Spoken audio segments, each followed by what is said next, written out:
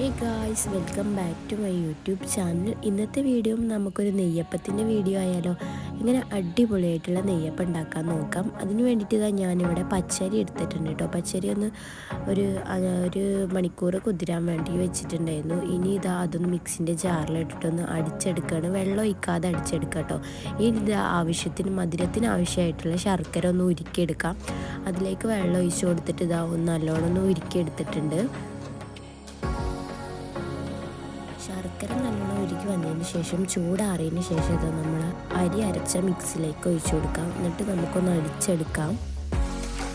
ആവശ്യത്തിന് ഉപ്പ്, ആവശ്യത്തിന് അപ്പസോഡ, പിന്നെ ഞാൻ കുറച്ച് ചോറും കൂടി ഇട്ട് കൊടുക്കുന്നുണ്ട്. പിന്നെ മൈദപ്പൊടി ഇട്ട് കൊടുക്കണം. 2 ടേബിൾ സ്പൂൺ മൈദപ്പൊടി ഇല്ലെങ്കിൽ അരിപ്പൊടി ഇട്ട് കൊടുത്താലും മതി. ഇനി ഇതെല്ലാം കൂടി അടിച്ചെടുക്കുക. ഇതുപോലെ കേട്ടോ മാവ് ആവേണ്ടത്. ഇനി ഇതിലേക്ക് ഞാൻ എള്ളാണ് ഇട്ട് കൊടുക്കുന്നത്. 1 ടേബിൾ സ്പൂൺ എള്ള് നമുക്ക് ഇളക്കിയിട്ട് ഇതിലേക്ക് ഇട്ട് കൊടുത്തിട്ടൊന്ന് മിക്സ് ചെയ്ത് കൊടുക്കാം. ഇനി ചട്ടി വെച്ച് ചൂടായതിന് ശേഷം അതിലേക്ക് എണ്ണ ഒഴിച്ചിട്ട് ഒഴിച്ചു കൊടുക്കാം. ഇനി ഇതൊന്ന് പൊങ്ങി വരും കേട്ടോ.